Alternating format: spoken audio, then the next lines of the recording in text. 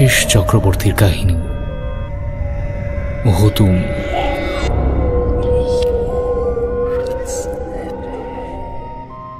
যে কোনো অলৌকিক ঘটনার সামনে এলেই আমরা সবার আগে যা খুঁজি তা হলো যুক্তি।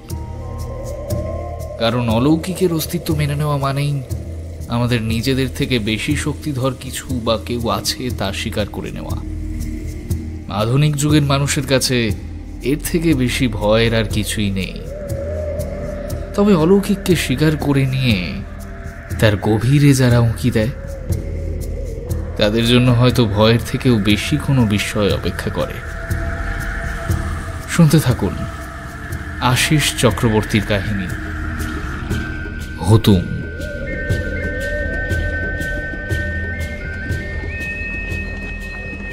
জমিদার নিশিকান্ত চৌধুরী কাছারিতে বসে হিসেবপত্র দেখছিলেন।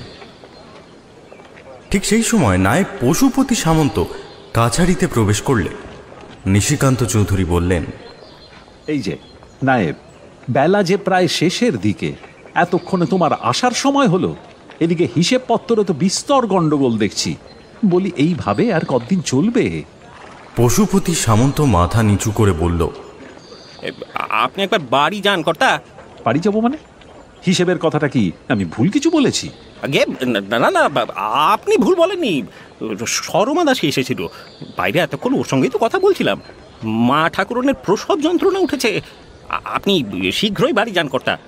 নিশিকান্ত চৌধুরী এবারে আর দ্বিতীয় বাক্য খরচ না করে তড়িঘড়ি কাছারি ঘর থেকে ছুটে বাইরে বেরিয়ে এলেন। তারপর জুড়ি গাড়ির কোচওয়ানকে হাঁক দিলেন, আলমগীর, আলমগীর। আলমগীর গাড়ির কোচ বক্সের ভেতর ঝিমোচ্ছিল। কর্তামশাইয়ের চিৎকার শুনে বাইরে বেরিয়ে এসে চালকের আসনে বসল। তারপর লাগাম হাতে হ্যাঁচকা টান দিতে ঘোড়া গাড়ি গড়িয়ে নিশিকান্ত চৌধুরীর সামনে গিয়ে দাঁড়াল।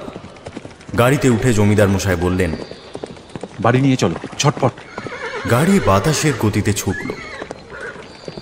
জমিদার বাড়ি থেকে কাছারির দূরত্ব মিনিট পাঁচেকের বেশি নয়। বাড়ি পৌঁছে নিশিকান্ত চৌধুরী হন্তদন্ত হয়ে সোজা ছুটে গেলেন আতুর ঘরের দিকে। ঘরের দরজা বন্ধ। ভেতর থেকে গৃহিণী মাধবীলতার মুহুর্মুহু চিৎকার ভেসে আসছে। ঝি চাকরেরা চিন্তিত মুখ নিয়ে দাঁড়িয়ে রয়েছে ছড়িয়ে ছিটিয়ে। নিশিকান্ত চৌধুরী উঠোনে অস্থির হয়ে পায়চারি করতে লাগলেন, আর এক একবার দরজার সামনে দাঁড়িয়ে কৌতূহলী দৃষ্টি নিয়ে ভেতরে কি ঘটছে সেটা বোঝবার চেষ্টা করলেন। খানিক বাদে বুড়ি দাইমা সরলাবালা দাসী দরজা খুলে বাইরে মুখবার করে পান চিবোতে চিবোতে ঝিদের উদ্দেশ্য করে বলল, গরম জলের গামলা আর শুকনো কাপড়ের ব্যবস্থা করো। তারপর সজোরে দরজা বন্ধ করে দিল। এরপর দুজন অল্প বয়স্ক ঝি কাপড় ও গরম জল নিয়ে এলো। খানিক বাদেই মাধবীলতার উচ্চ মাত্রার চিৎকার বন্ধ আতুর ঘরের দরজা জানলা ভেদ করে বাইরে ভেসে এলো। তারপর সবকিছু নিস্তব্ধ। জমিদার নিশিকান্ত চৌধুরী যে শব্দটা শোনার জন্য দরজার সামনে ছুটে গেলেন সেটা শুনতে পেলেন না। দুশ্চিন্তাগ্রস্ত হয়ে দরজায় আঘাত করে বললেন, কি ব্যাপার সরলা মাসি, সব চুপচাপ হয়ে গেলে যে? কি হলো, জবাব দাও। আতুর ঘরের দরজার এক পাল্লা খুলল। মুখে কাপড়ের আঁচল চাপা দিয়ে টলটলে চোখ নিয়ে বেরিয়ে এলো সরলাবালা দাসী। ওর শূন্য হাতের দিকে তাকিয়ে নিশিকান্ত চৌধুরী বললেন, কই? নেই। নেই মানে? এবারেটাও বাঁচলো না কর্তা। নিশিকান্ত চৌধুরীর বুকে যেন ভারী পাথর পড়ল। তিনি বিবর্ণ মুখ নিয়ে দৃষ্টি শূন্য করে দাঁড়িয়ে থাকলেন। সরলাবালা দাসী বলে চলল, ছেলে ছিল, পেটের থেকেই মরা। বুকটা মোচড় দিয়ে উঠল নিশিকান্তর। আমার কথা শুনুন কর্তা, বৌমাকে ভালো গুণিনের কাছে নিয়ে যান। শুকনো মুখে প্রশ্ন চিহ্ন এঁকে নিশিকান্ত চৌধুরী বললেন, কেন, গুণিনের কি দরকার? এ কাজ তো আমি আর আজ থেকে করছি না বাবা। নাই নাই করে 3 কুড়ি পেরিয়ে 4-20 এসে বয়স টেকলো, গ্রামের কাচ্চা বাচ্চা সব আমার হাতেই বিয়োলো। আমি এই গোটা গ্রামটাই জন্ম নিতে দেখেছি বলতে পারো, কিন্তু এখন যা চোখের সামনে ঘটছে তাতে মন কিন্তু অন্য কথা বলছে। কি বলছে তোমার মন? বৌমাকে পেঁচোয় পেয়েছে। শুধু বৌমার কথা বলবো কেন, ওই ওই মাধব ঘোষের মেয়েটাও তো মরা বাচ্চা পেটে ধরেছিল। কটা বছরে হালদার পাড়া, বামুন পাড়া থেকে নিচু পাড়া অবধি যত বাচ্চা জন্মালো সব কটাই মরা। কয়েকটা তো হাত পা ছাড়া জন্মে মাস খানেকের মধ্যে মরল। এসব কখন হয় জানেন? কখন হয়? পেঁচোয় পেলে। গোটা গ্রামটাকেই যেন পেঁচোয় পেয়েছে। পেঁচোয় পেয়েছে? হ্যাঁ, পেঁচোয় পাওয়া বোঝেন না? খারাপ নজর। পেঁচো হলো গিয়ে অপদেবতা। পোয়াতি মেয়েদের দিকে নজর দিলে পেটের বাচ্চা মরে যায়। কিন্তু আমি এখন কি করব মাসি? ভয় পাবেন না কর্তা, অপদেবতা যখন আছে তার কাটান কি নেই? সব আছে, সব আছে। সুসন্তান লাভ আর সন্তানের মঙ্গলের জন্য আপনি ভালো করে মা ষষ্ঠীর পুজোর আয়োজন করেন। দেখবেন মা ষষ্ঠীর কৃপায় সব ঠিক হয়ে যাবে। আর একটা কথা কর্তা, বৌমাকে গুনিনের কাছে নিয়ে তো যাবেনি, সেই সঙ্গে ভালো কোবরেজ দেখিয়ে নিয়ে। অবাকির অনেক রক্ত ঝরছে কিনা। কথা শেষ করে সরলাবালা বাইরের পথের দিকে এগোলে নিশিকান্ত চৌধুরী বললেন, মাসি দাঁড়াও, একটা কথা ছিল। সরলাবালা ফিরে এলে নিশিকান্ত চৌধুরী ওর পাঞ্জাবির পকেট থেকে একটা পুঁটুলি বার করে ওর হাতে দিয়ে আমতা আমতা করে বললেন, মানে এই সবকটা টাকাই তুমি রাখো, কিন্তু একটা কাজ ছিল। কি কাজ কর্তা? মরা বাচ্চার দেহটা যদি যাবার পথে নদীতে ভাসিয়ে দিতে ভালো হতো আর কি। মানে মাধবীলতার জ্ঞান ফিরে এলে তো ওর সামনে থেকে আর মৃত সন্তান তুলে নিয়ে যাওয়া সম্ভব নয়। জানি এ তোমার কাজ নয়, তবু তবু বলছি, মানে এটাকে অনুরোধ বলতে পারো। নায়েবকে বলে তোমার ঘরের চাল সারাবার ব্যবস্থা আমি করে দেব। তুমি যদি এইটুকু। নিশিকান্ত চৌধুরীর কথা শেষ হবার আগেই সরলাবালা দাসী আঁতুর ঘরে ঢুকে একটা রক্তমাখা কাপড়ে জড়িয়ে সদ্য ভূমিষ্ঠ মৃত সন্তানের দেহটা নিয়ে বাইরে বেরিয়ে গেল। মাঝরাত্রিরে ঘরের ভেতর আবার শোনা গেল সেই ভয়ঙ্কর কর্কশ পেঁচার ডাক। শিবু ধড়ফড়িয়ে বিছানায় উঠে বসল। ঠিক তক্ষুনি একটা কি যেন খোলা জানলা দিয়ে উড়ে অন্ধকারে মিশে গেল। রাতের নিস্তব্ধতাকে কেটে বুকে ভয় জাগানো পেঁচার ডাক বিগত কয়েকদিন ধরে কিছুতেই স্বস্তি দিচ্ছে না শিবু কবিরাজকে। রাস্তাঘাটে চলবার সময় ওর কেবল বারবার মনে হয় মাথার ওপর দিয়ে ডানা ঝাপটিয়ে এই বুঝি উড়ে গেল পেঁচাটা। শান্ত দুপুরেও ভুতুরে ডাকটাও শুনেছে, শরীরের রক্ত হিম করে দেওয়ার মতো শব্দ। এক এক সময় নজরেও পড়ে না, কেবল দুটো ডানা নাড়াবার শব্দ আর ডাক শোনা যায়। ঘরের ফাঁক ফোকরে বাসা বেঁধেছে কিনা সে সন্দেহ প্রকাশ করে অনেকবার সন্ধান চালিয়ে তার কোনো অস্তিত্ব মেলেনি। মিলেছে কেবল পরিত্যক্ত ধূসর পালক। অর্থাৎ সে আছে, নজর রাখছে শিবুর ওপর। কিন্তু কেন? এর কোনো উত্তরও খুঁজে পায়নি। আজ মাস 3 ধরে এমনটাই ঘটে চলেছে। লুকোচুরির মতো ওর প্রতিটা পদক্ষেপে নজর রাখছে পেঁচাটা। গত পরশুর ঘটনা, ও নদীর চড়ে আকন্দ গাছের মূল তুলছিল ওষুধের জন্য। ঠিক সেই সময় পেঁচাটা ছোঁ মেরে ওর 2 চোখ উপড়ে ফেলবার চেষ্টা করে। ধারালো নখযুক্ত 2 পা বাড়িয়েছিল ওর মুখের দিকে, পারেনি। কারণ শিবু ঠিক সময় ওর হাতে ধরা মাটি খোঁড়ার অস্ত্রটা চালিয়ে দিয়েছিল পেঁচাটাকে লক্ষ্য করে। সেটার আঘাতেই একগুচ্ছ পালক খসে পড়লে পেঁচাটা বিভৎস চিৎকার করে দূরের আকাশে মিলিয়ে গিয়েছিল।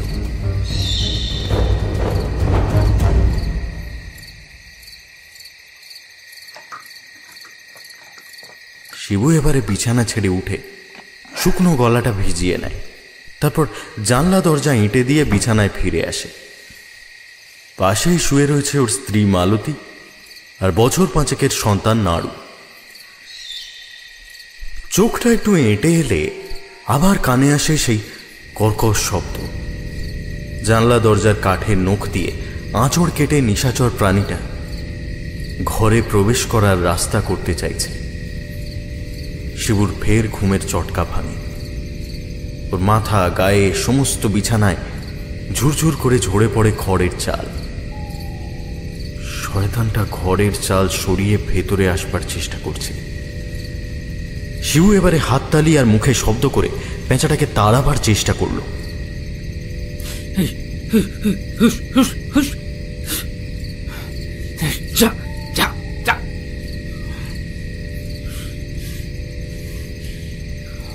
মালতী শব্দ পেয়ে ঘুম থেকে উঠে মাঝরাত্রিরে শিবুর এরকম কাণ্ড লক্ষ্য করে চোখ কচলে একটা হাই তুলে বলল,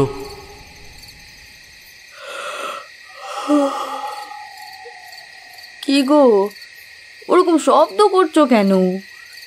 নাড়ু উঠে পড়বে যে। কি দাঁড়াচ্ছ তুমি? একটা পেঁচা, বুঝলে, 10 থেকে আমার পিছু নিয়েছে। আগে রাস্তাঘাটে ওটাকে ঘাড় ঘুরিয়ে আমার দিকে তাকাতে দেখতাম। একবার ছোঁ মেরে আমাকে আহত করবার চেষ্টাও করেছিল। এখন দেখছি আমার পিছু ধাওয়া করে আমার ঘর বাড়ি পর্যন্ত চিনে ফেলেছে। পেঁচা? চমকে ওঠে মালতী। ওর চোখ আর শরীর থেকে ঘুমের ক্লান্তি চলে যায়। ও বিছানা ছেড়ে উঠে শিবুর কাছে এসে জিজ্ঞেস করে, আগো, পেঁচাটা লক্ষ্মী না হুতুম? হুতুমই হবে, গায়ের রং তো ধূসর। সর্বনাশ, ও ভালো জিনিস নয় গো। ঠাকুমার মুখে শুনেছিলাম হুতুম পেঁচার ঘরদোরের উপরে ডানা ঝাপটানো ভালো না। ও তোমার পিছু নিচ্ছে কেন? আরে সেইটাই তো আমারও প্রশ্ন। আচ্ছা, তুমি গাছটা সংগ্রহ করতে গিয়ে ওর বাসা টাসা ভেঙে ফেলোনি তো? কি যে বলো মালতী, আমার জড়িবুটি শিকড় বাকড় গাছের ছাল পাতা নিয়ে কারবার। আমি কি বড় গাছের ডালে উঠে কখনো সেসব সংগ্রহ করেছি? আজকাল তো সেসবের বেশিরভাগই হাটে কিনতে পাওয়া যায়। একটা দরকার হলে জঙ্গলে ঢুকি। কিন্তু পেঁচা তো অন্য পাখির মতো খড়কুটো দিয়ে বাসা বাঁধে না যে ভেঙে ফেলবো। ওরা তো থাকে উঁচু গাছের কোটরে। তবে ও কেন তোমার পিছু নিয়েছে? পেঁচাটা আবার বিশ্রী শব্দে ডেকে উঠল। নির্জন নিস্তব্ধ রাতে সেই ডাক কাঁপিয়ে দিল মালতীর হৃৎপিণ্ড। দাঁড়াও, বেটাকে তাড়িয়ে দিয়ে আসে। ও দরজা খুলে বাইরে যাওয়ার জন্য প্রস্তুত হলে মালতী ওকে বাধা দিয়ে বলল, তুমি একদমই বাইরে যাবে না। ও কি না কি পেঁচার রূপ ধরে এসেছে, আমার খুব ভয় করছে। যেও না বাইরে তুমি। আমি কালই শম্ভু ওজার কাছে গিয়ে তাবিজ কবর জল পোড়া নিয়ে আসবো। এই বাড়ির চারদিক বেঁধে ফেলবো, যাতে ওই শয়তানটা বাড়ির সীমানার মধ্যে ঢুকতে না পারে। পেঁচাটা সমানে রহস্যজনকভাবে ডেকে চলল। ওরা বিছানায় ফিরলেও শেষ রাত অবধি পেঁচার ডাক শুনেছে।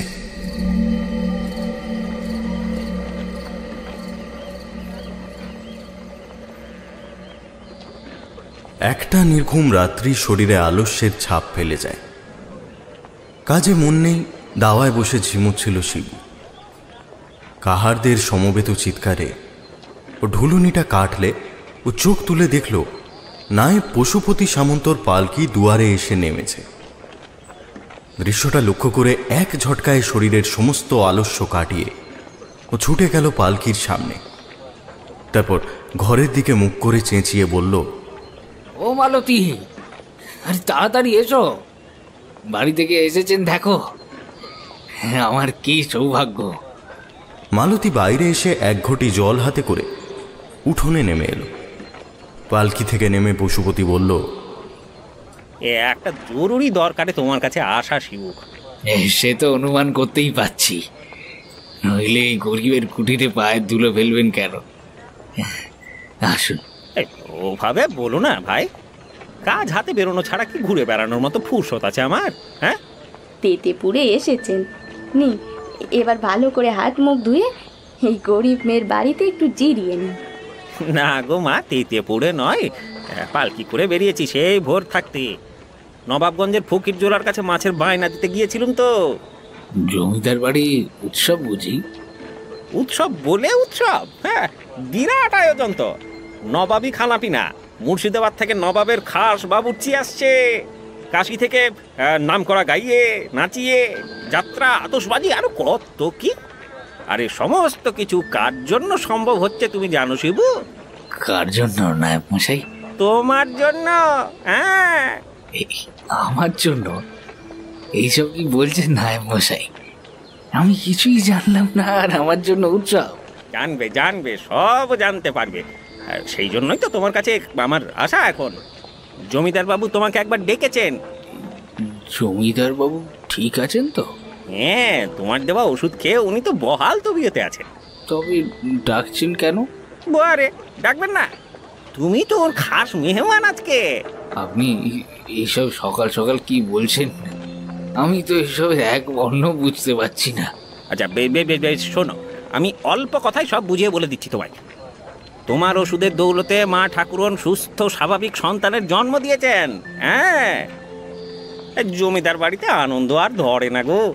জমিদার বাবু বেজায় খুশি হয়েছেন, বিরাট উৎসবের আয়োজন করেছেন। তুমি এই গাঁয়ে আসার আগে ওর আগের তিনটি সন্তান ভূমিষ্ঠ হয়ে বেশিক্ষণ টেকেনি। দুটি তো জন্মেছিল বিকলাঙ্গ হয়ে। আহারে, জন্মেও তারা মাস খানেকের বেশি বাঁচেনি, বুঝলে। এমনকি বিগত কিছু মাস ধরে এই গ্রামের আরও বেশ কিছু ঘরেও বিকলাঙ্গ আর মৃত শিশুর জন্ম হলো। এ যেন এই গ্রামের জল হাওয়ার দোষ। তবে তুমি এখানে এসে পড়াতে তোমার অব্যর্থ ওষুধে সব ঠিক হয়ে যাবে বলেই জমিদার বাবু এখন অনুমান করেছেন। আর এ কারণেই সামনের মঙ্গলবার জমিদার বাড়িতে সন্তানের নামকরণ আর ষষ্ঠী ব্রত উৎসব ঘটা করে পালন করা হবে। তাই তোমাদের নিমন্ত্রণ রইল। হ্যাঁ, আমি সেদিন তোমার সুবিধা মতো পালকি পাঠিয়ে দেব। বেশ? কথাগুলো শেষ করে পশুপতি সামন্ত পালকিতে গিয়ে উঠল। তারপর বলল, এই চললাম শিবু, প্রচুর কাজ জমা হয়েছে বুঝলে। একা মানুষ, সবই আমার ঘাড়ে, বোঝোই তো। এখন আবার যাবো ঘোষপাড়া যদুময়রার বাড়ি। পালকি চলতে শুরু করলে পশুপতি সামন্ত ফের বলে উঠল, তোমার উপস্থিতি কিন্তু একান্তই কাম্য। হ্যাঁ, জেনে রেখো, তুমি সেই উৎসবের মধ্যমণি। চলুম। উৎসবের দিন জমিদার নিশিকান্ত চৌধুরী একঘর বিশিষ্ট মানুষের সামনে শিবু কবিরাজের সুখ্যাতি করলেন। রাজকীয় খাওয়া দাওয়া তো ছিলই, সেই সঙ্গে নানান উপঢৌকন আর কিছু আর্থিক অনুদানের মধ্যে দিয়ে শিবুর সম্মান রাখলেন জমিদার নিশিকান্ত।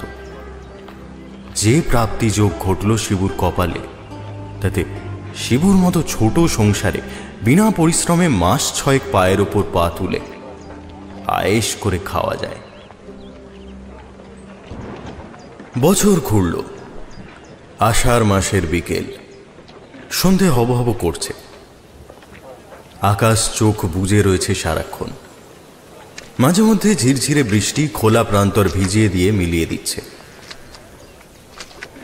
শ্যাওলা ধরা কর্দমাক্ত রাস্তায় চলতে অসুবিধা হচ্ছে শিবু কবিরাজে।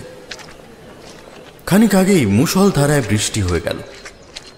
গাছের পাতা থেকে এখনো জল চুঁইয়ে মাটিতে পড়ছে। আকাশ একটু ফর্সা হতেই পথে বেরিয়ে পড়েছে শিবু।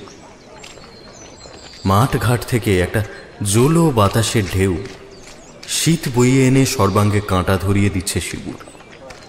ও মাথায় ছাতা ধরে হনহন করে হেঁটে চলেছে সম্মুখে। মেঘ খানিক ভেসে সরে পড়লেই রাত্রে চাঁদ ওঠার মতো একটা আলো ছায়া খেলা করছে চতুর্দিকে। হারাধন মণ্ডলের বাঁশবাগানের নিচ দিয়ে হেঁটে যাওয়ার সময় আচমকা শিবুর গাটা ছমছম করে উঠল। এই রাস্তাটার 4-5টা গাঁ জুড়ে বদনাম আছে, অনেকেই কিছু দেখেছে এখানে। এই কথাটা মনে পড়ায় শিবুর হাঁটার গতিবেগ বাড়ল। রাস্তার দুই পাশ জুড়ে গুচ্ছ গুচ্ছ ঘাসের মতো জমাট বিরাটাকায় বাঁশ বন। বাঁশ গাছের ফাঁক দিয়ে সামান্য দিনের আলো প্রবেশ করে একটা ডোরা কাটা কালো ছায়ার স্তর সৃষ্টি করেছে। রাস্তা বেশ অনেকটাই, দুটো গাঁয়ের মধ্যে সংযোগ স্থাপনের জন্য এটাই একমাত্র অবলম্বন, নইলে পশ্চিমের নদী পথে নৌকা ধরে এগোতে হবে। বর্ষার নদী সেও বিপদ সংকুল। অগত্যা এই ছায়ামাখা সংকীর্ণ পথ ছাড়া উপায় নেই। এমনিতেই এ পথে লোকের যাতায়াত কম, দুর্যোগে পথসঙ্গী পাওয়ার আশা বৃথা। শিবু হনহন করে হাঁটবার সময় ওর মাথা থেকে এই রহস্যময় পথের সম্বন্ধে প্রচারিত ঘটনাগুলো ভুলে যেতে চাইল, কিন্তু পারল না। অতীতের স্মৃতিগুলো যেন আরো চেপে বসলো ওর মাথার ভেতর। এবার ওর খুব স্পষ্টভাবে মনে পড়ল মায়ার কথা। মায়া মাধব ঘোষের মেয়ে। গ্রামের পূর্ব দিকে ঘোষপাড়ায় ওর বাড়ি ছিল। বিয়ে হয়েছিল বীরনগরের কোনো এক ব্যবসায়ীর সঙ্গে। বছর না ঘুরতেই মায়া বাপের বাড়ি এসে এই বাঁশবাগানের ভেতরেই আত্মহত্যা করেছিল। কারণটা কেউ জানে না। ঘটনাটা মনে পড়ায় গাটা শিরশির করে উঠল শিবুর। কিন্তু ঘটনার এখানেই শেষ নয়। আসল কাহিনীর শুরু এর পর থেকেই। রাত্রিবেলা এই পথ দিয়ে গেলে এখনো নাকি মায়ার দেখা মেলে। পথযাত্রীর পথ আগলে ও নাকি দাঁড়িয়ে পড়ে। ওর কোলে থাকে একটা কচি শিশু। ওর সন্তান কার কারো জানা নেই। লোকে বলে ওটা নাকি মায়ারই সন্তান। সন্তান শোকেই আত্মহত্যা করেছিল। এতকাল এগা সেগা করে বেড়ালেও শিবু সেসব চোখে দেখেনি। কেবল গ্রামের বুড়ো বুড়িদের মুখে মায়ার দর্শন পাওয়ার কথা শুনেছে। আর দেখবেই বা কি করে? রাত্রিবেলা তো এ পথে আসেনি কখনো। আজ নেহাত বৃষ্টির জন্য আটকা পড়ে ফিরতে বিকেল হয়েছে। যে গতিতে শিবু হেঁটে চলেছে তার থেকে আরেকটু বল প্রয়োগ করলেই হাঁটাটা দৌড়ানোতে বদলে যাবে। দুপাশের বাঁশ গাছের ফাঁকে ফাঁকে গজিয়ে উঠেছে এলোমেলো ভাবে এটা সেটার গাছে।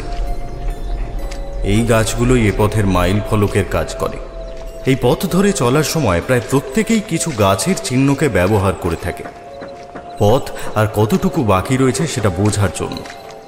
যেমন চলতে চলতে যদি রাস্তার ধারে জাম গাছের দেখা মেলে তাহলে বুঝতে হবে তার কয়েক পা এগিয়ে রাস্তা বাঁক নেবে। পথের বাম পাশে জোড়া নিম গাছের দর্শন পেলে জানতে হবে গাছের পাশ কোলে ঝোপে ঢাকা সরু পা ফেলার মতো রাস্তা ধরে পশ্চিমে এগোলে নদীর ধারে দেখা মিলবে শ্মশানের। তার মানে পথের শেষ বুড়ো বট গাছ আসতে এখনো অনেকটা দেরি আছে। শিবু এতক্ষণে জাম গাছের দেখা পেয়েছে, অর্থাৎ এখনো অর্ধেক পথ বাকি। এবারে শিবু তীক্ষ্ণ দৃষ্টি আর এক বুক ভয় নিয়ে দ্রুত পথ চলতে চলতে আচমকা বিস্ফারিত চোখ নিয়ে দাঁড়িয়ে পড়ল। ওর দৃষ্টিটা আটকে রয়েছে খান পাঁচেক শেওড়া গাছের ভেতর। চোখ দুটো স্থির। বুকের খাঁচার ভেতরে হৃৎপিণ্ডটা একটু বেশি নড়াচড়া করছে। গলা সামান্য শুকনো। ঠোঁট দুটো যেন একে অপরের সঙ্গে জুড়ে গেছে। শেওড়া গাছের আড়ালে যে দাঁড়িয়ে রয়েছে সে কি মায়া? যদিও পাতার আড়ালে মুখ দেখার উপায় নেই, কিন্তু পরনের লাল পেড়ে সাদা শাড়িটা স্পষ্ট। ওর দুই পা জুড়ে গিয়েছে মাটির সঙ্গে। চলবার শক্তি বা সাহস কোনোটাই নেই। ও জানে আরেকটু এগোলে মায়া ঠিক ঝোপের আড়াল থেকে বেরিয়ে ওর পথ আটকে দাঁড়াবে। আর তারপর কি হতে পারে সেটা ভেবে নিয়ে আতঙ্কে একটা শক্ত পাথর খণ্ড যেন গলা থেকে ঢোক গিলে নামাবার চেষ্টা করলো। আচমকা ঝোড়ো মাতাল হাওয়া উঠল। বাঁশ গাছের মাথাগুলো নুয়ে যেতে থাকলো। শেওড়া গাছের পাতা সরে গিয়ে মায়ার সম্পূর্ণ চেহারা প্রকট হয়ে উঠল।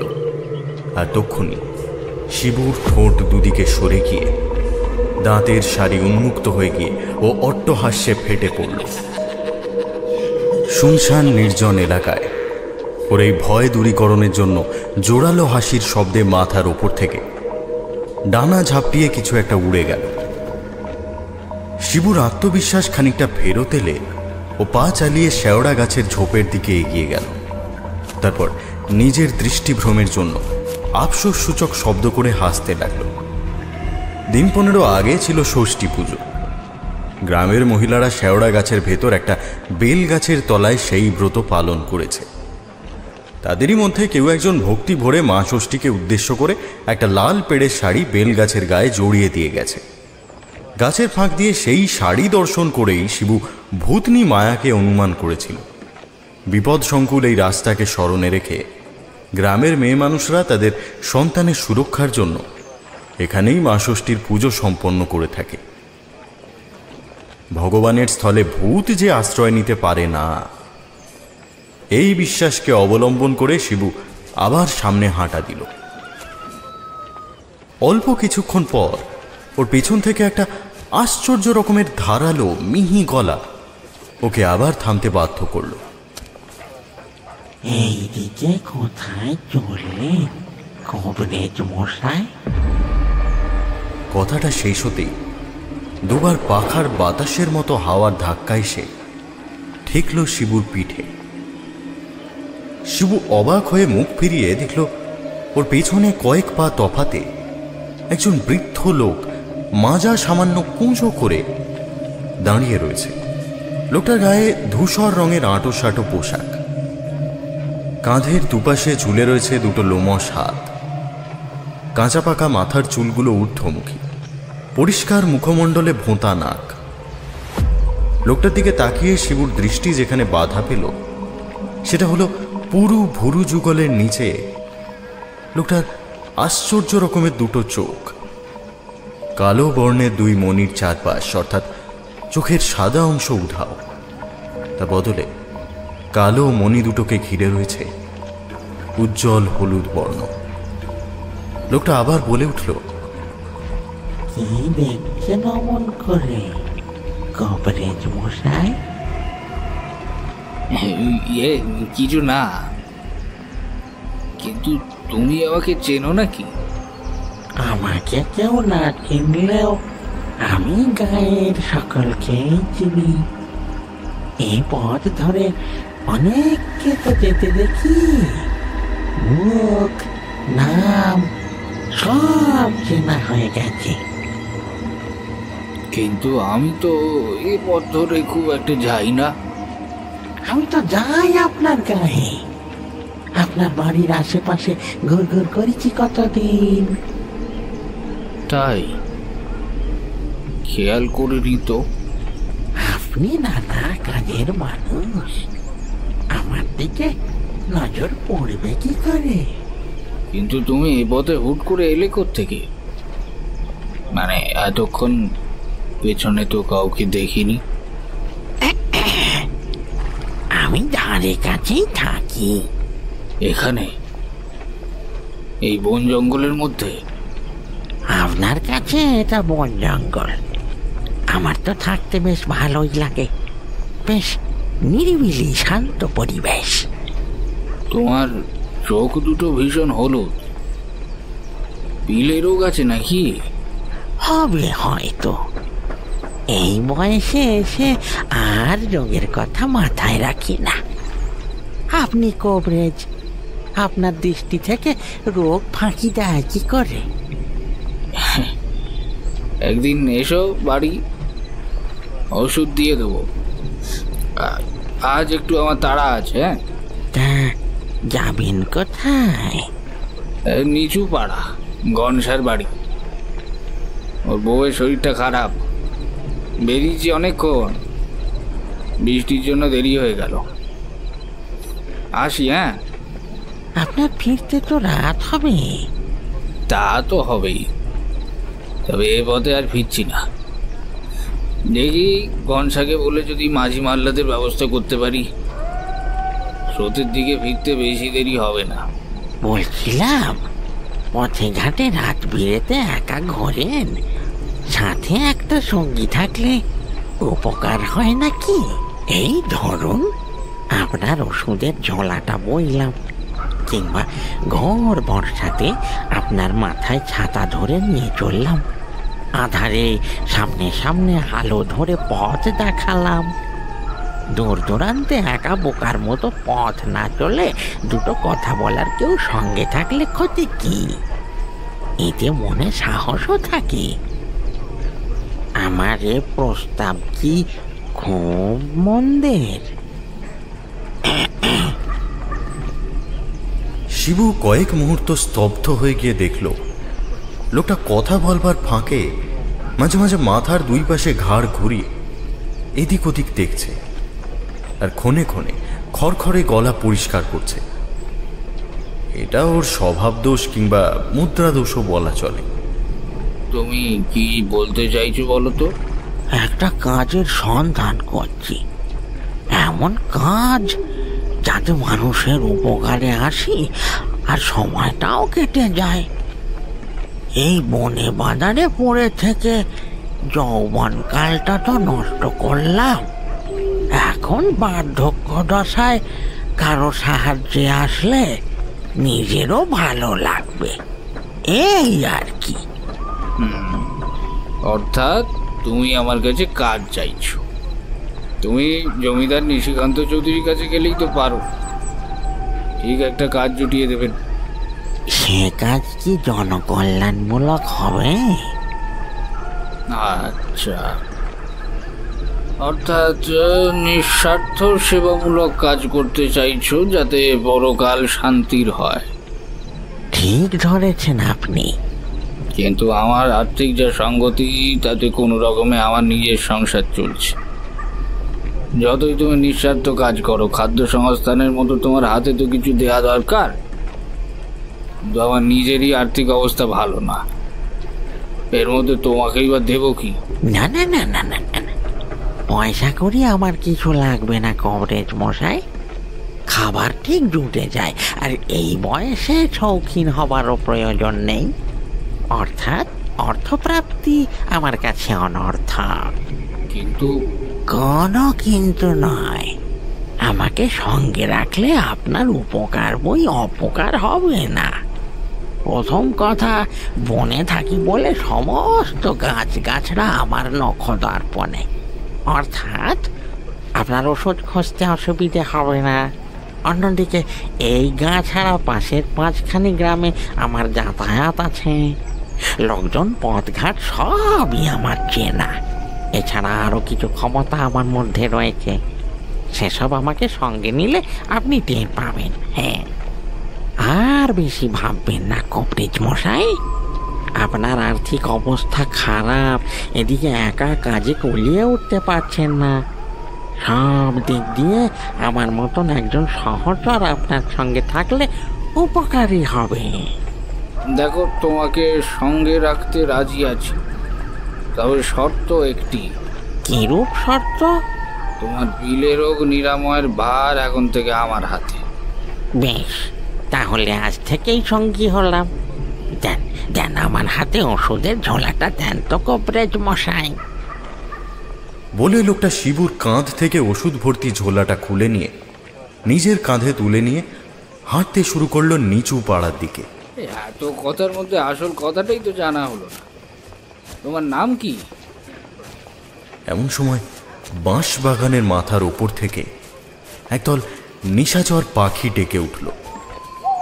সেই সমবেত চিৎকারের মাঝে শিবুর কানে যে নাম ভেসে এলো তা হলো, আগে আমার নাম পঞ্চানন সহচার্য, পরিচিতরা আমাকে পেঁচো বলে ডাকে। আমার নাকখানা ভোঁতা কিনা তাই। সহচার্য? এই পদবী আগে তো শুনিনি। আগে আমরা বিলুপ্ত শ্রেণীর মধ্যে পড়ি তো, গুটি কয়েক আছি। তা তোমার পরিবার? নেই। বেশ, তোমাকে সহকারী পদে বহাল করলাম। আগে আপনি পরম দয়ালু। তুমি তো বনে বাজারে পড়ে থাকো বলছো, তা কাজকর্মে প্রয়োজন হলে তোমাকে পাবো কি করে? আগে বনে পড়ে থাকলে কি হবে? আমার দৃষ্টি চতুর্দিকে। আপনার প্রয়োজনের আগেই আমি আপনার সামনে গিয়ে উপস্থিত হব। কথাটা মিলিয়ে নেবেন।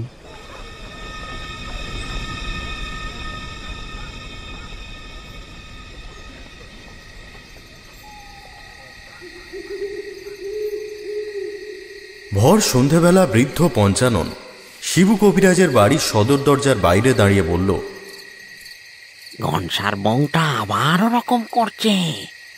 আপনি তাড়াতাড়ি চলুন কবিরাজ মশাই। শিবু কবিরাজের বউ মালতী তখন তুলসী তলায় প্রদীপ দেখাচ্ছিল। পঞ্চাননের মুখে উত্তেজনাপূর্ণ কথাটা শোনার পর শিবু কবিরাজ দুই ঠোঁটের ওপর তর্জনী তুলে ওকে চুপ থাকার ইশারা করল। পঞ্চানন নিরুপায় হয়ে চৌকাঠের সামনে চুপ করে দাঁড়িয়ে ঘাড় ঘুরিয়ে এদিক ওদিক দেখতে থাকল, আর ওর সেই অদ্ভুত কায়দায় গলা পরিষ্কার করে চলল। এরপর মালতী ধূপের ধোঁয়া ও গঙ্গাজল ছড়ানো সম্পূর্ণ করে শাঁখে ফুঁ দিল। তারপর তুলসী মঞ্চে মাথা ঠেকিয়ে কয়েকবার হরিনাম জপ করে মাথা তুলে দেখল কাঁধে ওষুধের ঝুলিটা তুলে নিয়ে শিবু কবিরাজ উঠোন পেরিয়ে হেঁটে যাচ্ছে সদর দরজার দিকে। দৃশ্যটা মনঃপুত না হওয়ায় ঝাঁঝিয়ে উঠল মালতী।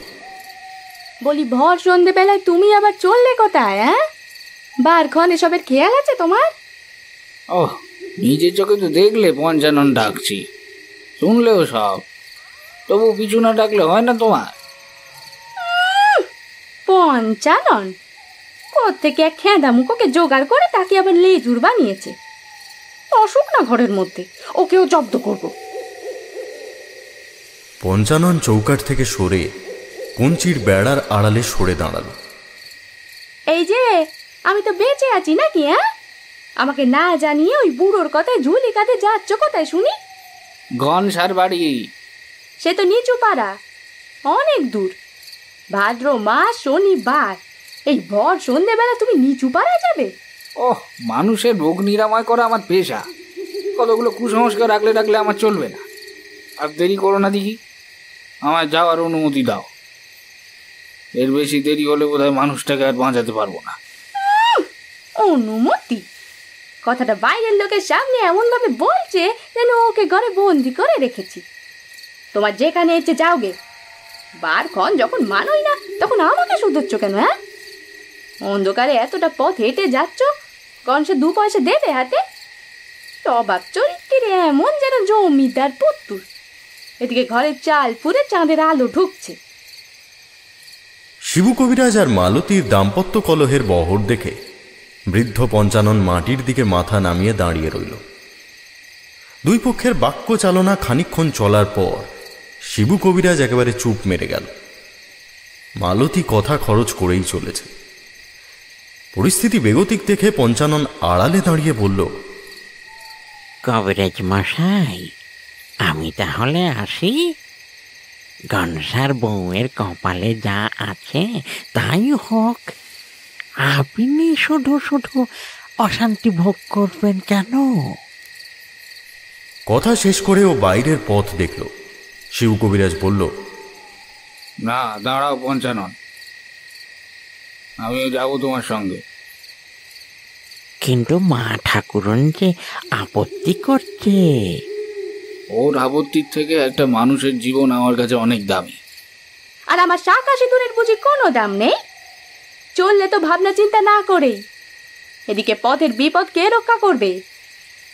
শিবু কবিরাজের দিক থেকে মুখ ফিরিয়ে এবারে মালতী ঘরের দিকে তাকিয়ে বলল, ও বাবা নাড়ু, একটু বাবার ছাতা আর হ্যারিকেনখানা বাইরে আনিস তো বাবা। ঘরের ভেতর থেকে একটা নরম কণ্ঠের আওয়াজ ভেসে এলো। তারপর একটা বছর 7-8 ছেলে এক হাতে ছাতা, অন্য হাতে জ্বলন্ত হ্যারিকেনখানা ধরে দাওয়ায় রেখে ঘরের ভেতর চলে গেল। মালতী আবার শিবু কবিরাজের দিকে তাকিয়ে বলল, নাও, এই দুটি সঙ্গে নিয়ে যাও। লোকে তো বলে আমি নাকি সারাক্ষণ ঝগড়া করি। কেন করি সে তো আর কেউ জানতে আসছে না। এখনো সংসারে আছি তাই চক্ষুশুল মনে হচ্ছে। আমি মরে গেলে টের পাবে। কত খেয়াল রাখতুম। শিবু কবিরাজ এবারে ছুটে এসে দাওয়া থেকে ছাতা আর হ্যারিকেনটা তুলে নিয়ে বাইরে বেরিয়ে এলো। দেন কবরেজ মশাই, ও দুটি আমার হাতে দেন। আমি আলো নিয়ে আগে চলছি, আপনি আমার পিছু পিছু আসুন, কেমন? ভাদ্র মাস, গুমোট গরম পড়েছে। জমিদার বাড়ির মাথার ওপরের আকাশে কালো মেঘ চাপ ধরে আছে। খানিক আগে অল্প বৃষ্টি হয়েছিল। রাস্তাঘাট পিচ্ছিল। ঘোষেদের পুকুরের পাশ দিয়ে হেঁটে চলেছে ওরা। পথে চলতে চলতে বুড়ো পঞ্চানন বলল, একটা কথা বলবো কবরেজ মশাই? বলো। ছোট লোকের মুখের কথা, আপনি আবার অন্যভাবে নেবেন না যেন। গিন্নিমা কিন্তু ঠিকই বলছিল, এভাবে ভর সন্ধেবেলায় কিন্তু আপনার বেরোনোটা উচিত হয়নি, বার ভালো না। অর্থাৎ গনসার বউকে দেখতে যাব না বলছো? সে কথা বলিনি, তবে কাজে বেরোনোর আগে একটু বিবেচনা করার দরকার ছিল আপনার। এরকম বিবেচনা? ওরা ছোট লোক, মরে গেলে কি বা আসে যায়, কিন্তু 3টে গায়ের মধ্যে আপনি একটি মাত্র কবরেজ। যেভাবে ওষুধ দিয়ে গ্রামের ভূমিষ্ঠ সন্তানগুলোকে আপনি রক্ষা করে চলেছেন, তাতে গ্রামে আর অসুস্থ কি মৃত শিশু জন্মায় না। আপনার কিছু হলে বহু মানুষের ক্ষতি হয়ে যাবে কবরেজ মশাই। একজন কবিরাজের কাছে অসুস্থ শরীর ছাড়া কোনো কিছুই অগ্রাধিকার পায় না পঞ্চানন। এখানে সংখ্যাতত্ত্ব চলে না। একজন আমার কাছে যে গুরুত্ব পাবে, 3টি গাঁয়ের লোকও সেই গুরুত্ব পাবে। আর আমার যে কিছু হবেই, এ কথা তুমি ভাবছো কেন? আমি মূর্খ কবরেজ মশাই, অত জ্ঞানগম্যি নেই যে আপনার কথার অর্থ ধরতে পারবো। যা মুখে এলো বললাম। তবে গিন্নিমার খালি তেজ দেখলে হবে না, আপনার জন্য চিন্তাও করে। নইলে বাতি আর ছাতার কথাটা আপনার তো মাথাতেই ছিল না। মালতী তো এমনি এমনি চেঁচামেচি করেনি। ওর আমার জন্য দুশ্চিন্তার যথেষ্ট কারণও রয়েছে। সে কথা কি আমাকে বলা যায়? যাবে না কেন? নিতান্তই একটা মামুলি ব্যাপার।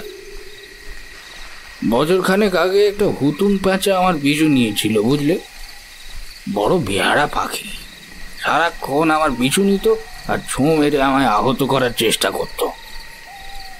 এমনকি সে আমার বাড়ি পর্যন্ত ধাওয়া করেছিল। রাত বিরেতে জানলা দরজা খোলা পেলে ঘরে ঢুকে পড়ত। পাখিটার চাহনি আর কর্কশ গলার শব্দ শুনলে ভয় আত্মারাম শুকিয়ে যেত। মালতী বিষয়টা লক্ষ্য করে বড়ই চিন্তিত হয়ে পড়ে। ওর বক্তব্য, বাড়ির আনাচে কানাচে হুতুম প্যাঁচার ডানা ঝাপটানো নাকি ভালো নয়, আর প্যাঁচাটাও নাকি আসল প্যাঁচা নয়, খারাপ কিছু প্যাঁচার রূপ নিয়ে আমার পিছু নিয়েছে। তারপর কি হলো? যা করার কি, মেয়েদের মন স্বামীর চিন্তায় ব্যাকুল হয় অধিক। মালতী এরপর একদিন শম্ভুগুণিনীর কাছে গিয়ে পরামর্শ করে জল পোড়ার তাবিজ খোঁজ নিয়ে এলো। শম্ভু ওঝা নিজে এসে একদিন আমাদের বাড়ির চৌহদ্দি বেঁধে দিয়ে গেল। আমার ডান বাহুতে ঝুলিয়ে দিয়ে গেল তাবিজ। এই যে, এই দেখো। বলে শিবু তাবিজটা পঞ্চাননকে দেখালো। তারপর বলল, এরপর থেকে প্যাঁচাটাকে আর চোখে পড়েনি। পথ চলতে চলতে শিবুর বলা কথা খুব মন দিয়ে শুনে পঞ্চানন ঘাড় ঘুরিয়ে কয়েকবার অদ্ভুতভাবে গলা পরিষ্কার করে বলল, খুব খুব বাঁচা বেঁচে গিয়েছেন কবরেজ মশাই। হতু পেঁচা বাড়িতে ঢোকার অর্থ কি জানেন? কি অর্থ? বাড়িতে মৃত্যু প্রবেশ করা। পুকুর পাড়ের পথ ছাড়িয়ে ওরা এখন হাঁটা দিয়েছে তালতলার দিকে। আকাশে মেঘ থাকায় আঁধার গাঢ় হয়েছে। ঝিঁঝি আর ব্যাঙের মিশ্রিত ডাক আরো রহস্যময় করে তুলেছে চারদিক। ক্রমে একটা ঝোড়ো হাওয়া উঠল। মাথার ওপর দিয়ে সারি সারি তাল গাছের পাতাগুলো হাওয়ার দাপটে শব্দ করে উঠল। বুড়ো পঞ্চানন আবার বলল, হাওয়াটা খেয়াল করলেন কবরেজ মশাই? হ্যাঁ, খুব ঠান্ডা। দূরে কোথাও বৃষ্টি হলো বোধহয়।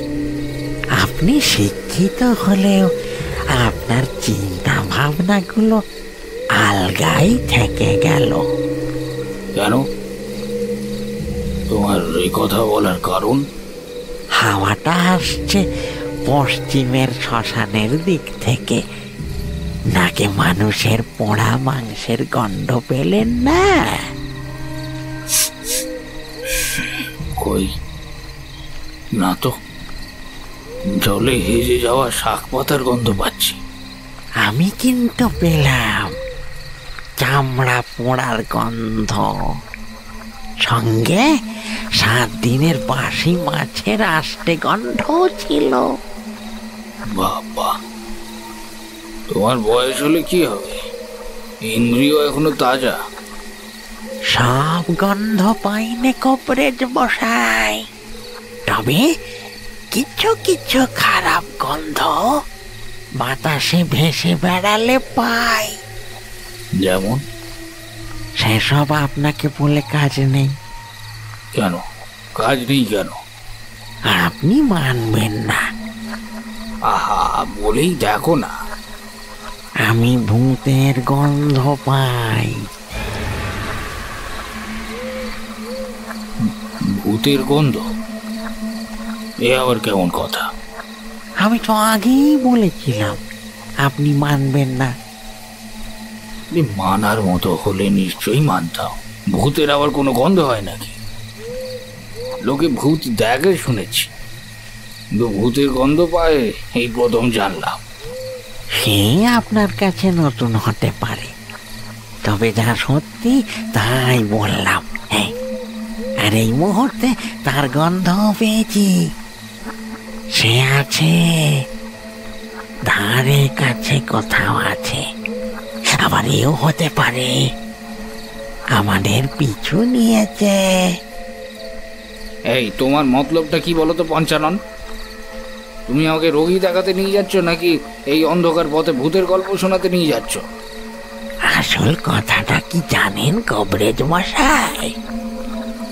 গনসার বউয়ের কোনো অসুখই করেনি। মানে? অসুখ করেনি মানে? এতটা পথ চলে আসার পর তুমি আমাকে এসব শোনাচ্ছ? ঠাট্টা মশকরা করার আর সময় পেলে না? তাহলে আমি ফিরে চললাম। কথা শেষ করে শিবু কবিরাজ উল্টো পথে হাঁটা দিলে। পঞ্চানন জোড়া পায়ে লাফিয়ে ছুটে এসে বলল, চলে যাচ্ছেন যে? পুরো কথাটা তো শুনে যান। না না না না না, আর কোনো কথা নয়, আমি ফিরে যাচ্ছি। ঝড় বাদলার দিনে তোমার এই পাগলামো আর সহ্য করা যাচ্ছে না। আর কি কথা থাকতে পারে? সেই তখন থেকে তো শুনতে পাচ্ছি। অসুখ করেনি, তুমি আমাকে মিথ্যে বলে নিয়ে যাচ্ছ। তোমার মতলবটা কি সেটা বলো তো পরিষ্কার করে। বলছি আপনি চলুন তো আগে। শিবু কবিরাজ আবার সামনের দিকে পা চালালে পঞ্চানন চোখের মনি ঘুরিয়ে বলল, বিশ্বাস করুন কবরেজ মশাই, আমি সেই গন্ধ নাকে পাই। আবার শুরু করলে? আমি সত্যি বলছি, এখনো পাচ্ছি। তখনও পেয়েছিলাম। কখন পেয়েছিলে? ওই যে গনসার বউ ভর দুপুরে চিৎকার করে উঠল, তারপর নখ দাঁত বার করে যাকে সামনে পেল তার গলার কাছটা কামড়ে ফুটো করে দিতে চাইল। ঠিক তখনই ভোর ভোরে গন্ধটা আমার নাকে আছড়ে পড়ল। ও অসুস্থ নয় কবরেজ মশাই। বুঝেছি, তুমি বলতে চাইছো ঘনসার বউকে ভূতে ধরেছে, তাই তো? 7 মাসের পোয়াতি মেয়ে মানুষ ভর দুপুরে পুকুর পাড়ে গেলে তার কি রক্ষে আছে? ভূতেদের আবার পেটে বাচ্চা মালি মেয়েদের প্রতি খুব টান থাকে, কচি মাংসের স্বাদ পায় কি না? তুমি এসব জানলে কি করে? আপনি তো জানেন, কাজ না থাকলে আমার বনে বাদারে ঘোড়া স্বভাব, তেমনি ঘুরছিলাম। হঠাৎ নাকে খারাপ গন্ধটা এসে ঠাকায়, কাছাকাছি গিয়ে দেখি ওই কাণ্ড। এসবের ওপর তোমার যখন বিশ্বাস, তাহলে তুমি শম্ভুগুণিনের কাছে না গিয়ে আমার কাছে এলে কেন? এলাম কি আর সাধে, মুখ্য গনসাটা যে আপনার নাম ধরে চেঁচাচ্ছিল, বউয়ের ওই অবস্থা দেখে গনসাটা পাড়া মাথায় করে কেবল চিৎকার করে যাচ্ছে। ভয় পেয়ে কোনো মানুষ এগোচ্ছে না। আমি কাছেই ছিলাম, আপনার চালা হয়ে কিভাবে চুপ করে থাকি বলুন তো, তাই ছুটে এলাম। তবে আমি এক নজরেই বুঝেছি, রক্ত মাংসর লোভ যখন কোনো কাঁচা খেগোই ওর ভেতরে ঢুকেছে, এখন পেটে বাচ্চাটা থাকলে হয়। তাহলে আর ওখানে আমার গিয়ে কোনো কাজ নেই, আমি চললাম। শিবু আবার বাড়ি ফেরার জন্য উল্টো দিকে পা বাড়ালো। আচমকা এক ঝাঁক শেয়াল গর্জে উঠল ছোপের ভেতর থেকে। সেই সঙ্গে আকাশে বিদ্যুতের ঝলকানি দিয়ে তেড়ে বৃষ্টি নামল। বুড়ো পঞ্চানন তক্ষুনি ছাতা খুলে শিবুর মাথার উপরে ধরলেও কোনো ফল হলো না। বাতাসের দাপটে ছাতা উড়িয়ে নিয়ে যাওয়ার জোগাড়। এরপর বৃষ্টির ঝাপটা থেকে বাঁচতে ওরা দুজনে ছুট দিল হারাধন মণ্ডলের বাঁশবাগানের দিকে। রুদ্ধশ্বাসে ছোটবার সময় শিবুর জামার ডান হাতের কাছের খানিকটা অংশ একটা কাঁটার ঝোপে আটকে ছিঁড়ে গেল। ও আঘাত পেয়ে দাঁড়িয়ে পড়লে পঞ্চানন শিবুর হাতের কাজটা দেখে নিয়ে বলল, কাঁটায় আটকে অনেকটা কেটে গেছে কমরেড মশাই, বাড়ি ফিরে একটু ওষুধ লাগিয়ে নেবেন। এরপর ওরা বাঁশবাগানে ঢুকে একটা বড় গাছের তলায় কোনো রকমে দুজনে ছাতা মাথায় চাপিয়ে জুবুথুবু হয়ে বসে রইল। খানিক বাদেই হ্যারিকেনের গরম কাঁচে বৃষ্টির ঠান্ডা জলের ফোঁটা পড়ে কাঁচে ফাটল দেখা দিল। সরু বাতাস ফাটল গলে হ্যারিকেনের আগুন নিভিয়ে দিল সহজেই। এরপর ঝুপ করে জমাট অন্ধকারটা বাঁশবাগান সমেত ওদের দুজনের পিঠের কাছে এসে ছোট হয়ে গেল। ঘুটঘুটে অন্ধকার, চোখ খোলা আর বন্ধের মধ্যে কোনো ফারাক নেই। কানে আসছে নানান রকম শব্দ, কোনোটা বৃষ্টির, কোনোটা ঝোড়ো বাতাসের ধাক্কায় বাঁশে বাঁশে ঘর্ষণের, আবার কোনোটা নিশাচর পাখি, জানোয়ার বা পোকামাকড়ের। শিবুর এবারে বিরক্তি এসে গেল শরীরে। বাড়ি থেকে বার হওয়াটা যে অন্যায় হয়েছে সেটা এখনো হাড়ে হাড়ে টের পাচ্ছে। শনিবার, ভাদ্র মাস, খুব খারাপ সময়।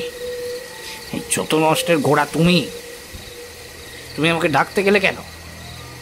আমি আপনাকে নিয়ে চলেছি শুধু একটি কারণে, গনসার বউয়ের পেটের বাচ্চাটা সুস্থ না অসুস্থ এইটা জানবার জন্য।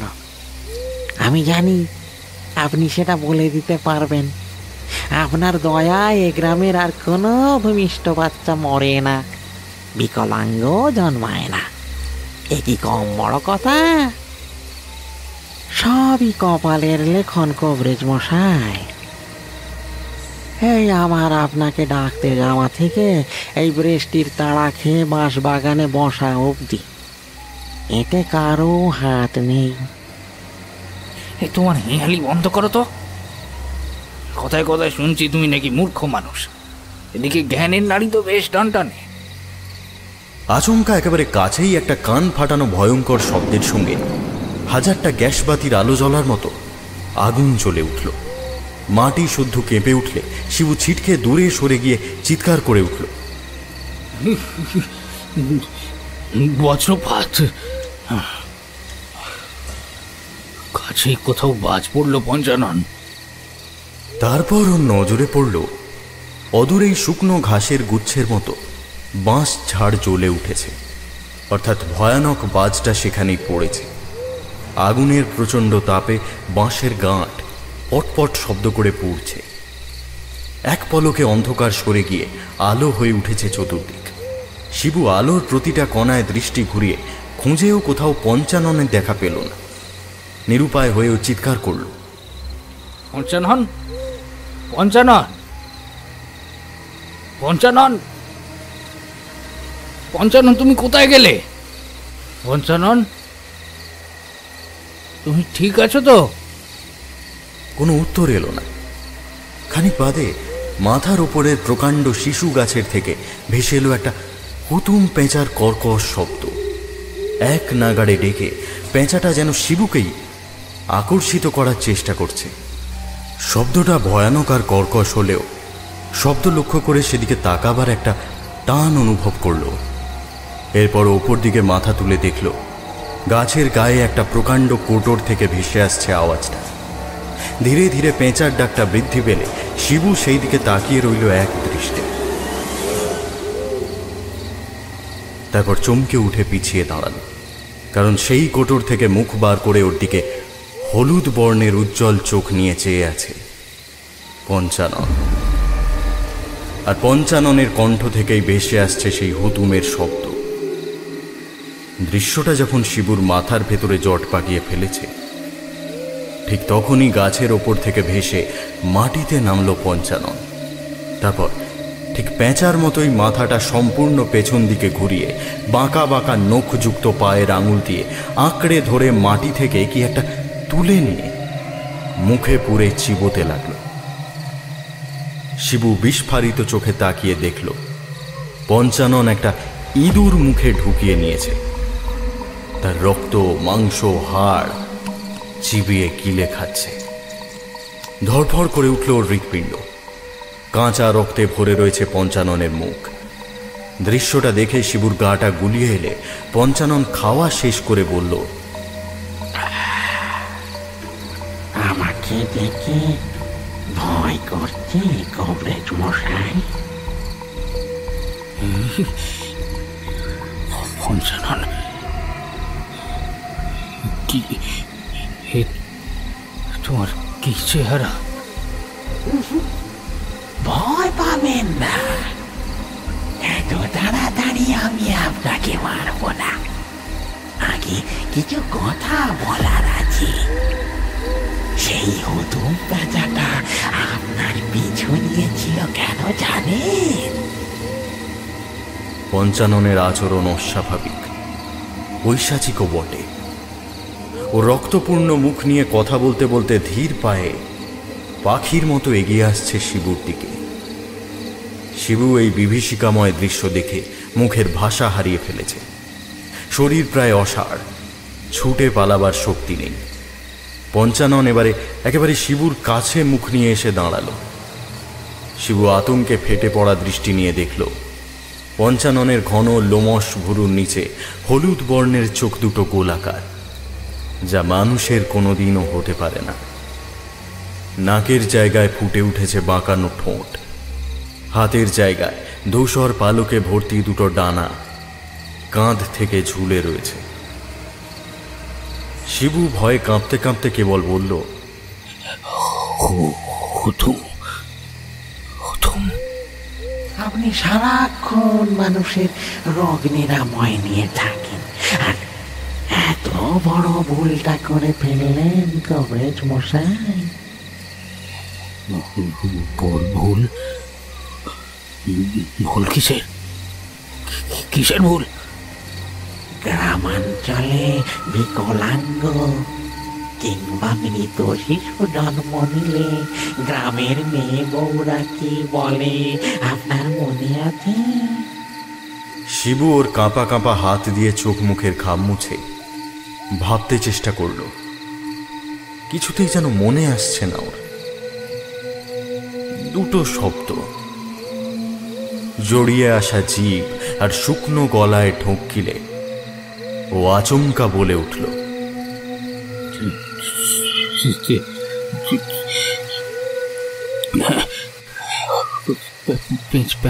পেঁচা পেঁচা, না না না, পেঁচোয় পেয়েছে।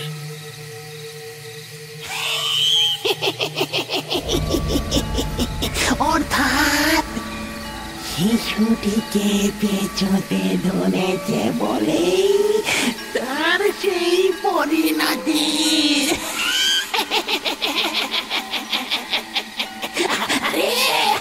আরে আমি হলাম সেই পেঁচো, ভালোবাসায় অপদেবতা।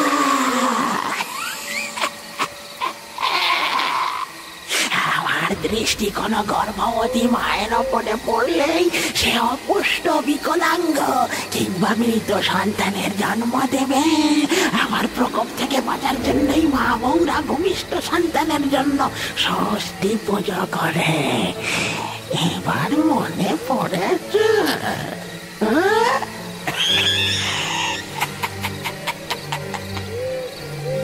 শিবু থরথর করে কেঁপে উঠল, ওর চোখের তারা স্থির।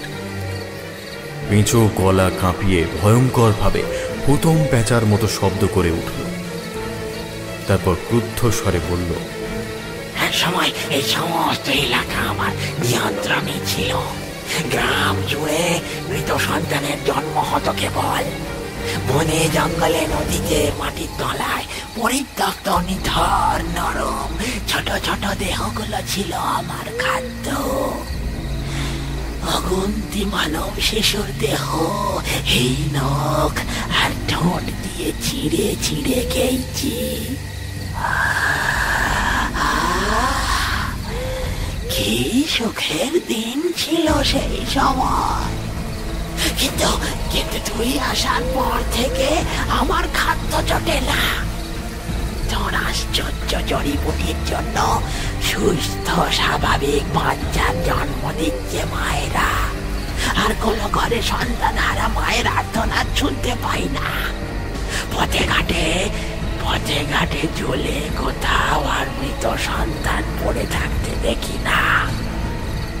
তবে চেষ্টা আমিও ছাড়িনি।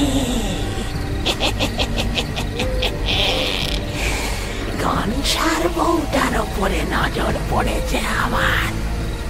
জানি ও পেটে মৃত সন্তানই ধরেছে, কিন্তু তবুও একটা অবিশ্বাস এসে গেছে আমার মধ্যে।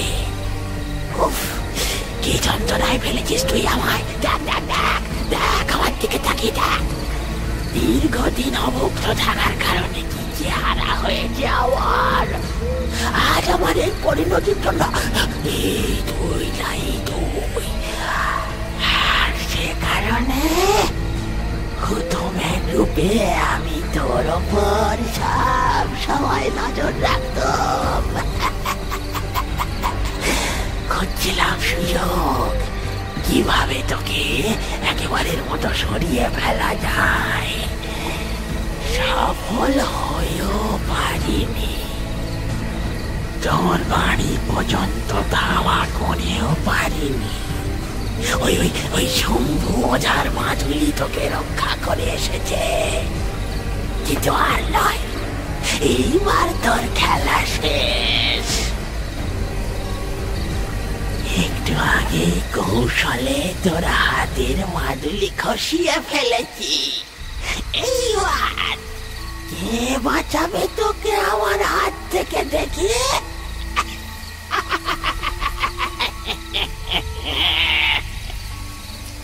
শিবু আর চোখে নিজের হাতের দিকে তাকিয়ে দেখল, সেখানে কবচটা নেই। অন্ধকারে বৃষ্টির তাড়া খেয়ে ছুটে পালাবার সময় যে কাঁটা গাছে ওর জামা আটকে গেছিল, সেখানেই কাঁটার ঘায়ে সুতো কেটে পড়ে রয়েছে কবচটা। কথা শেষ করে পেঁচো ওর বৃহতাকার ডানা ঝাপটিয়ে প্রথমে শিবুর মাথার উপরে ভেসে উঠল, তারপর পেঁচার মতো ওর পায়ের বাঁকানো নখ দিয়ে খামচে ধরল শিবুর গলা। শিবু 2 হাত দিয়ে সেই শক্ত নখ সরাতে ব্যর্থ হল। ও বাঁচার জন্য প্রাণপণ চেষ্টা আর যন্ত্রণায় আর্তনাদ করলে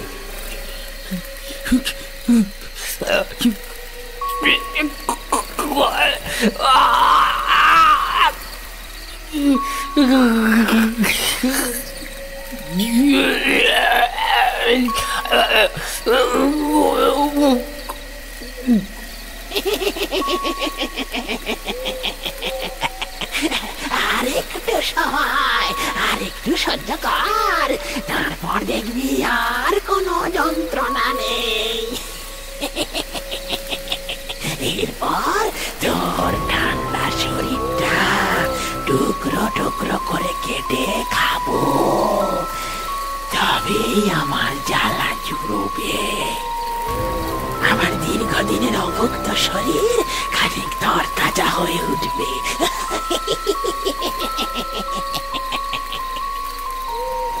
কুৎসিত হাসিতে ফেটে পড়ল পিচু। হঠাৎ হাসি থামিয়ে পিচু ঘাড় ঘুরিয়ে জঙ্গলের ভেতর দিকে তাকিয়ে বলে উঠল, একটা গন্ধ ভেসে আসছে নাকি? খুব খারাপ কিছু। এই গন্ধ আমার চেনা, কিন্তু কিন্তু কে সে? আর কেনই বা আসছে এদিকে? শিবু যখন সর্বশক্তি খরচ করেও সেই ধারালো নখ নিজের শরীরে প্রবেশ করা থেকে ব্যাহত করতে পারল না, ঠিক তখনই আচমকা একটা শীতল হাতের স্পর্শ শিবুর গলা থেকে পিঁচোর পা দুটো ধরে ওকে আছড়ে ফেলল মাটিতে। শিবু হাঁপাতে হাঁপাতে মুখ হাঁ করে একবারে অনেক বাতাস মুখে প্রবেশ করিয়ে বলল,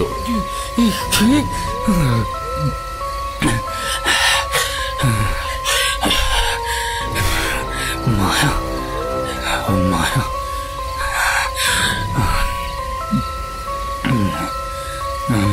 পিঁচো উঠে দাঁড়িয়ে দেখল একটা নারী শরীর দাঁড়িয়ে রয়েছে শিবুর সামনে। মেয়েটার মাথার চুল এলোমেলো, ফ্যাকাশে মুখে মণিহীন চোখ দুটো থেকে ঠিকরে বেরোচ্ছে হিংসা। ঠোঁটের কোনায় রক্তের দাগ, পচনশীল দেহ থেকে উৎকট গন্ধ ছড়িয়ে পড়ছে বাতাসে।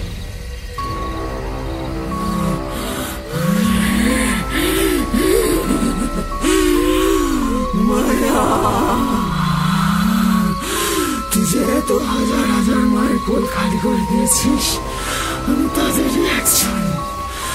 আমি তো সন্তানের জন্ম দিয়েছিলাম বলে আমাকে শ্বশুর বাড়ি থেকে তাড়িয়ে দিয়েছিল। অসহায় বাপ মায়ের বোঝা হয়ে থাকতে পারবো না বলে আমি এই বাঁশবাগানের মধ্যে এসে আত্মহত্যা করেছিলাম। তারপর থেকে অতৃপ্ত হয়ে ঘুরে বেড়াচ্ছি এখানে। নিজের এই পরিণতির জন্য আমি নিজেকেই দায়ী করে এসেছি এতদিন। আজ তোর মুখ থেকে সব শুনলাম, জানলাম আসল অপরাধী তুই, আমার মুক্ত সন্তানের হত্যাকারী তুই। তোকে আমি ছাড়বো না।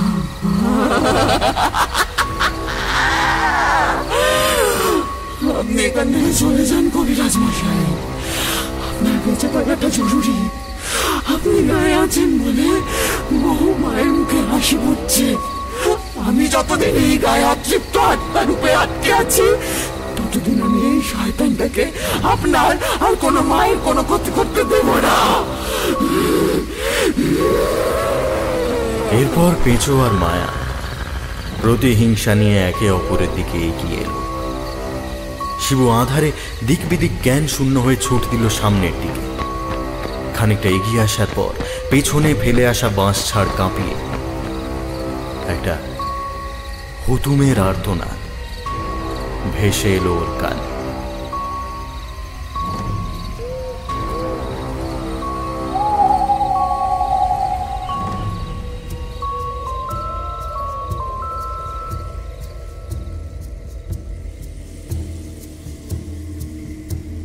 ভয়কে অস্ত্র করে যে অন্যের ক্ষতি করে সে নিজেও জানে না তার অস্ত্র কবে তার দিকেই আঘাত হানতে প্রস্তুত হচ্ছে। আজকের গল্প পাঠে ছিলেন সায়ক আমান। বিভিন্ন চরিত্রে নিহারেন্দু, এনামুল, সুলগ্না, বর্ষা, কৌশিক, সায়ক, বর্ণিশা এবং আমি তমাল। শব্দগ্রহণে পিয়ালি, আবহ ও স্পেশাল এফেক্টসে আর্য, পোস্টার ডিজাইনে কভারম্যান অভিব্রত। সকলে খুব ভালো থাকবেন। শুভরাত্রি।